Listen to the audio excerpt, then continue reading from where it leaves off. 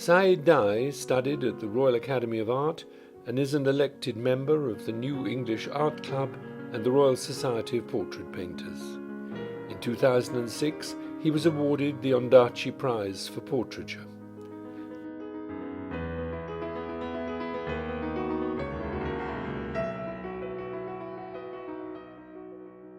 Saied was born in Iran in 1958 and has lived in England since he was 6 years old.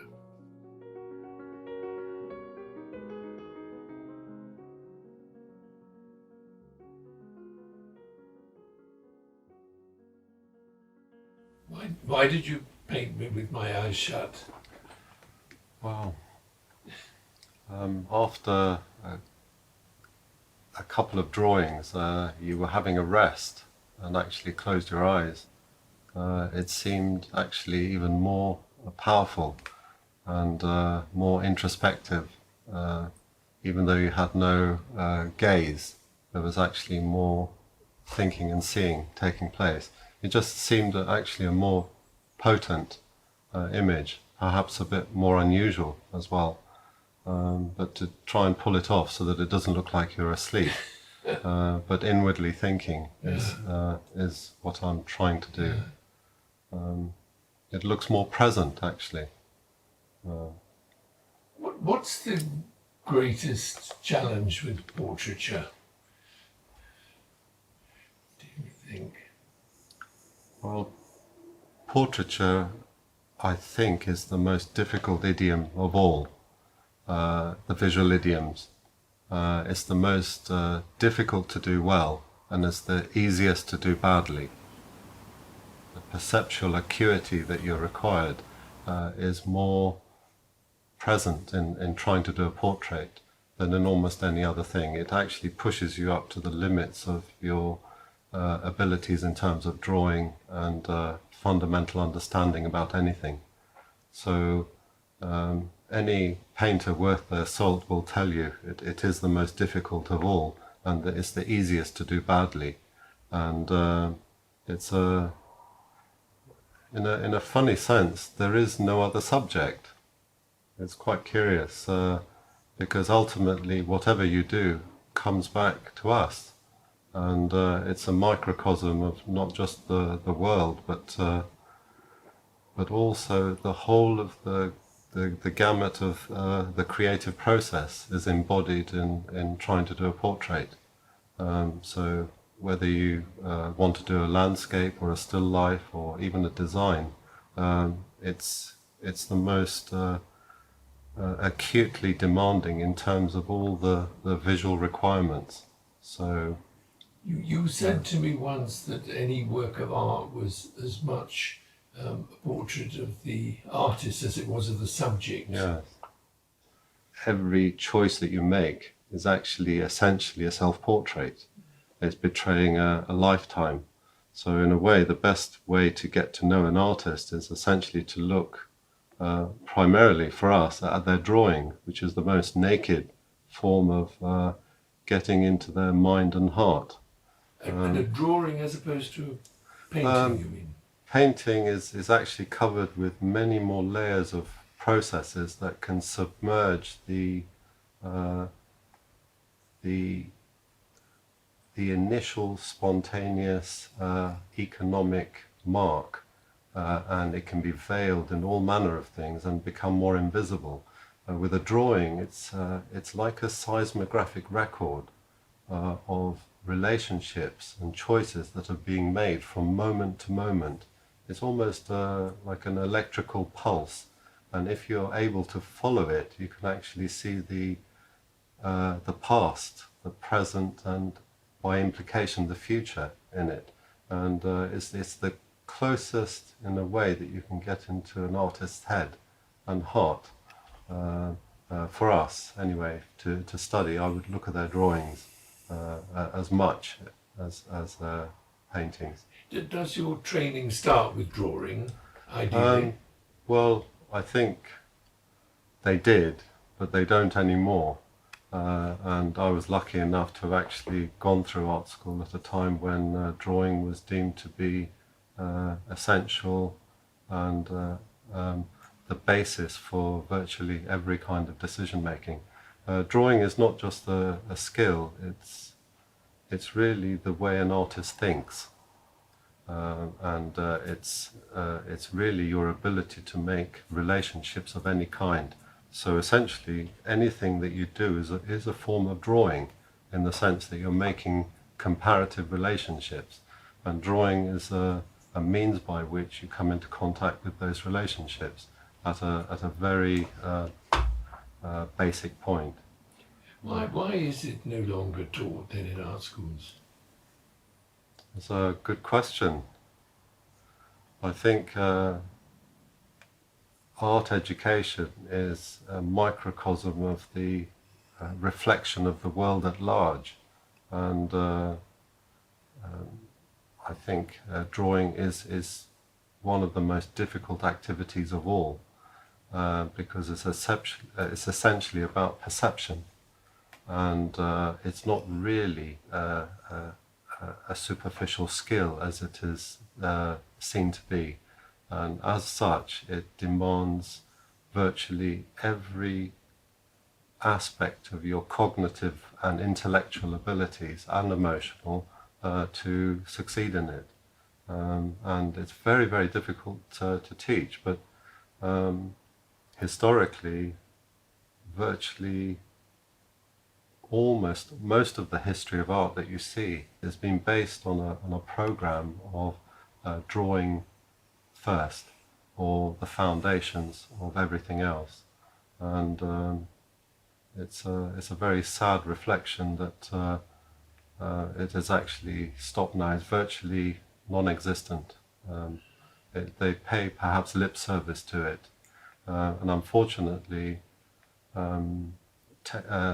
mechanical media has taken the place of perception, and people don't really understand the difference, and photography and other technical processes have stood in for thinking and seeing. What would you see as the essential difference between photography and painting? I mean, most people see photography as an art, or potentially as an art.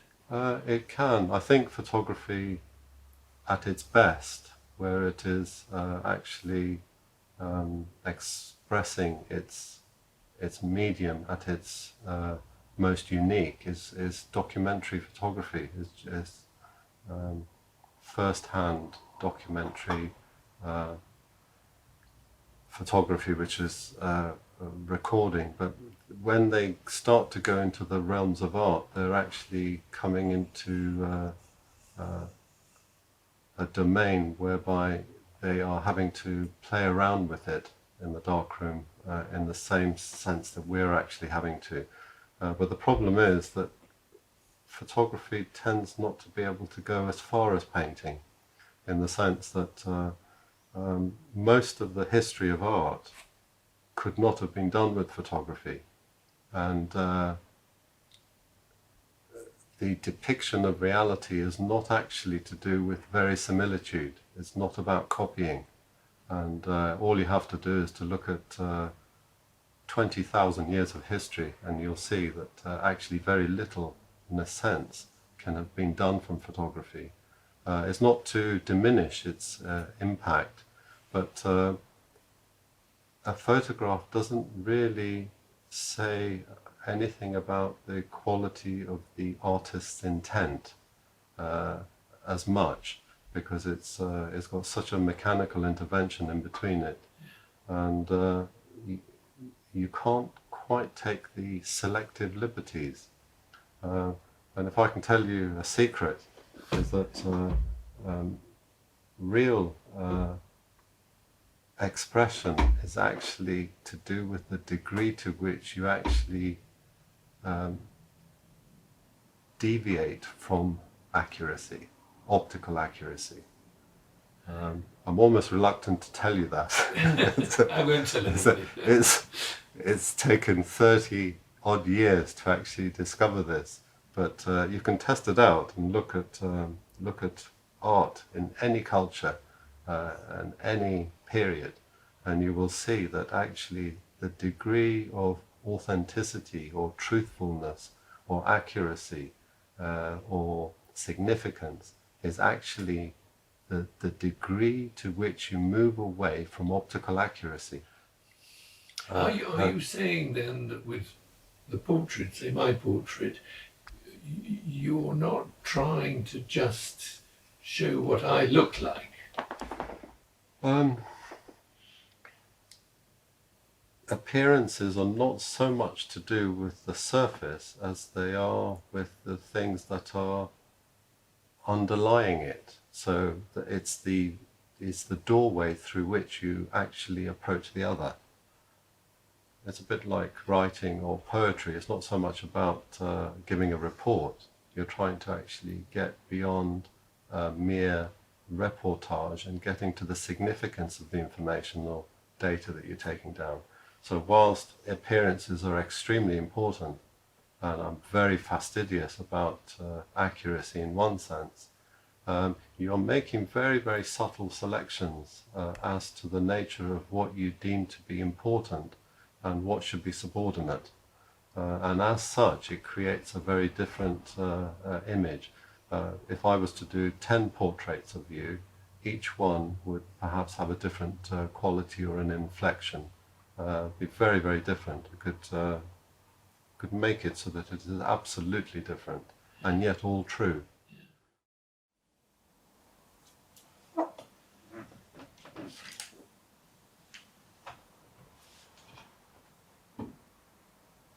Landscapes, still lives.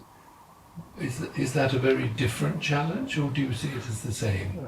It's essentially the same. There are different, perhaps, considerations to take into account, but generally I draw from life.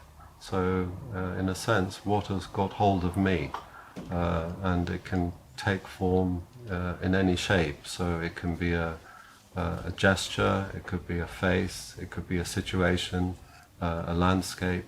Often actually it's to do with an atmosphere or a quality which may have as its source a landscape or an interior, which is the vehicle.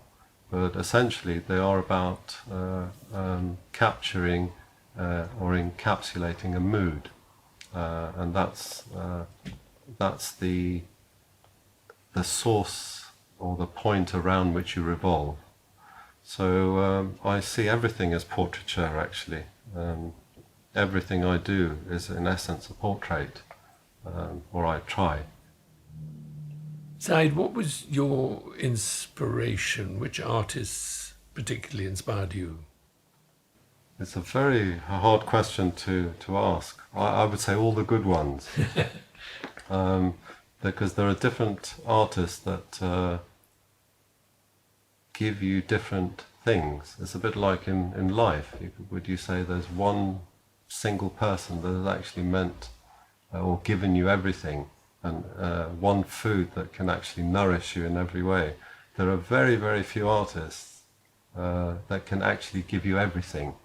So generally speaking, there are some that nearly appear to give you almost everything, that you do need a better and a richer diet. But there are ones that, in a sense, have stood the test of time. And I think the great the art, the more this quality of imperishability that a piece of work has, is this durability, is this quality of timelessness that you can't manufacture. And it's this sense of timelessness or just intimations of an eternity that's been managed to be captured, that is an indication of its worth, whether it's in painting or in another. So a lot of the things that are produced now are so ephemeral, they're so transient, they're so banal, so trite and vacuous, that they can't really actually compel any kind of contemplation for very long. So whilst you are producing things that are decorative and they are hopefully adding beauty in one form or another, they also have this ineffable quality of permanence, which is very difficult to define. Vermeer has it, many others. I got quite obsessed with Vermeer, so much that I actually spent over a year copying one in the National Gallery. But he's one of the most curious of artists, who almost does not seem human, in the sense that it's very hard to describe. It's a bit like Bach. If I had to compare a musician with an artist, Bach and Vermeer for me go together. They seem to have somehow gone through the utter sorrow that life has and come out the other side. And they have a sort of a seeming godlike detachment, and a deep compassion which embeds virtually everything that they do. But it is rather coolly expressed. It's which is almost a higher form of expression for me. It's not. Somebody once said to me, not enough, no, too much emotion, not enough feeling. Too much emotion, not enough feeling. And I think that is essentially what I mean, is that real detachment is actually an expression of love, because you're not attempting to influence or change or direct. You're actually seeing something for what it is. Acceptance, you mean? Acceptance, yes. I suppose. If I had to make another outrageous analogy, I've often thought that if Christ had decided to be a painter, he would have painted like Rembrandt. But if God had decided to take up the brush, he would have painted like Vermeer. That's the essential difference. One is seemingly out of the soup, and is somehow on the other side. And they are very rare. It's almost difficult to define. But normally we are in it rather than out of it.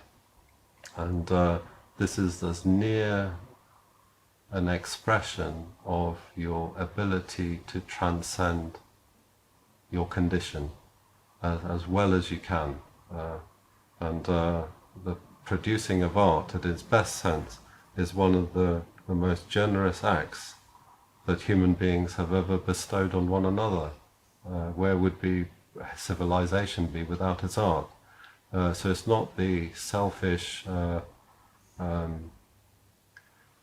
circus that it's actually turned into, this another commodity. It actually is one of the most benevolent acts that's. Because superficially one thinks of an artist particularly as quite self-absorbed. I think saying that there's an element of sacrifice in being well, an I think generally what it has turned into is really another commodity, and people are perhaps you're using your talents in order to achieve something else, whether it's money or fame. Although I wouldn't advise you to be in this business for either. But generally, I think looking at the best examples and looking at the world's heritage and cultures, the art is actually has been produced most generously and benevolently and compassionately by single individuals who have actually gone through turmoil, destitution, health, in order to actually achieve it, with no other sole guiding force other than their own belief that something perhaps needs to be said or done. And even now, when you have talent of any kind, people don't come out of the woodwork to support it. People don't actually water it and care for it. It's only when it gets to a point where it can be seen to be used or is commercially viable or that something can be made of it, then I think people actually become interested. So that kind of real understanding, I think, is quite rare. I know a lot of talent, even in my lifetime, that generally goes by the wayside. People will never know about, and people who have taught me, people will never generally know about on a larger scale. So the world, I think, in a sense, whilst it appears more literate and it appears more liberal and more accepting, I think is anything but. I think in previous generations they were actually better educated. You don't have the kind of patronage, knowing and discerning patronage that you did. You're really at the mercy of the mob, whether you survive or not.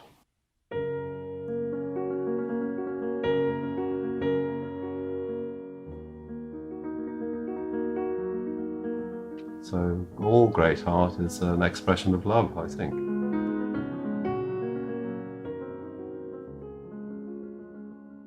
Saied, you said to me once that there's beauty in ugliness. Beauty is not necessarily picturesque. What do you mean exactly by that? Beauty and ugliness. Real beauty lies in the expression rather than in the subject. So you can have an ugly subject which can be transcended and made beautiful through its expression.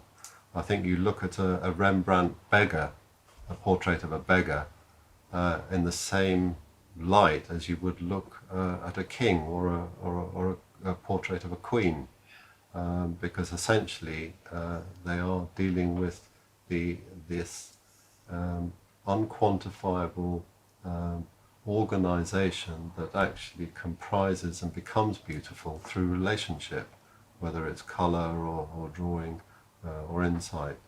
So obviously there are some subjects that are inherently beautiful, but they won't automatically become beautiful in a painting unless you bring out that beauty.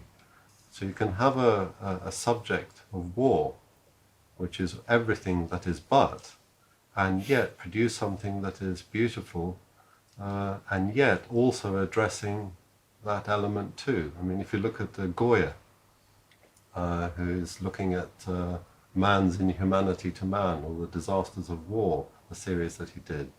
If you look at a Grunwald crucifixion, whilst they're depicting horror, there is an element of radiant beauty about it too, which is very paradoxical. So things are not what they seem, and only the literalist will actually choose so-called conventionally beautiful subject and imagine that it will actually translate into beautiful art. How do you know when a painting is finished? God, that's probably the most difficult question that an artist wrestles with almost all the time. This is a very good example. It's a painting that's been knocking around for many months. There's a lot of labour gone into it, and it's reached a point whereby I've been living with it, and it's been nagging me to finish it. And it's at a stage where, to all intents and purposes, you may think it looks quite finished, but actually it's not resolved. And perhaps it might be useful to make a distinction between finish and resolution. You can actually have something that looks finished but is not resolved. But if a thing is resolved, it will automatically be finished. And the point is how on earth do you know when something has reached its optimum expressiveness? And unfortunately, you often have to go to the end and wreck something in order to know what that point is. I think the trouble is that we're so acclimatized these days We're so conditioned to seeing the fashionably unfinished piece of work, the rough, which sort of masquerades as spontaneity, and you have to actually know what the difference is. So resolution, I think, is the most difficult, and what appears satisfactory to most people, I'm afraid there's too many structural loose ends in this for me to abide. It's been bothering me, so I've got to attend to it. I mean, I do have to get this ready for an exhibition, so it's prompted me to have to address it. It's like real relationships. You have to sit down and work them out, and it is very, very difficult, and it's very easy not to do it. So this is the problem. One very real relationship in Saied's life is with his wife and fellow artist Charlotte Sorapure. She too was a student at the Royal Academy and is also an elected member of the New English Art Club. In 2016, she was awarded the Society's Susie Roboche Prize. Among her other achievements, including solo shows in Cork Street, London, and in Bath, Charlotte won the Holborn Portrait Prize in 2012, which resulted in a portrait commission of the war photographer Don McCullum for the Holborn Museum in Bath. What's it like, two artists under one roof? It's a nightmare. A nightmare. Qualify that. Well, in many respects, it's wonderful because you have somebody with whom you can share everything. It's quite a sort of lonely activity in a way, painting, and it's good that you can appreciate similar things. You're looking in the same direction. But I imagine you disagree sometimes. Sometimes, but it's usually constructive. You're there to try and help one another, to be useful and supportive, and we do sometimes criticise each other's work, but it's always with a view to kind of helping each other improve something. And there has to be a certain amount of trust that that's the case, that somebody is on your side, really. There isn't any competitiveness, which people sometimes think there would be. But I'm very happy when things are successful or work well for him, and Saied feels the same, I think. So. And Charlotte, you heard what Saied was saying when we were talking. I mean, is there anything you would either disagree or endorse? I think there was something he said about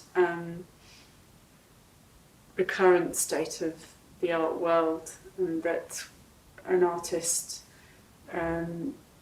gains sort of worthy recognition, but it's something that's actually sort of used and exploited by commerce.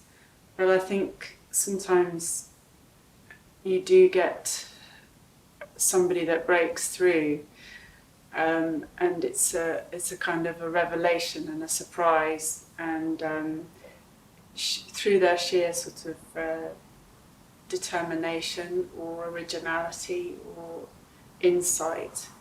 And I think that it's wonderful when that happens, and people are kind of appraised and seen for their true value and worth.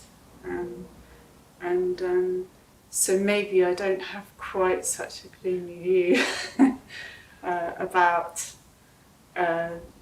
the art world. I mean, it is a pretty gloomy outlook, but I think sometimes quality does shine through, and it is recognised. That's wonderful when that happens.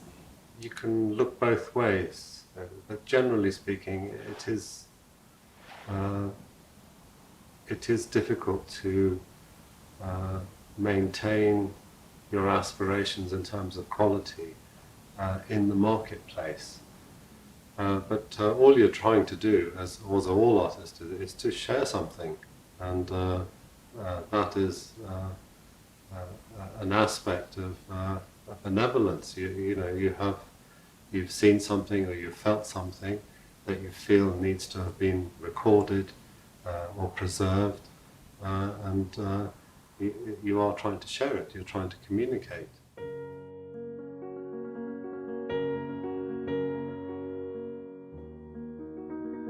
I think there's quite a famous saying by Beckett. It says something like, fail again, but fail better.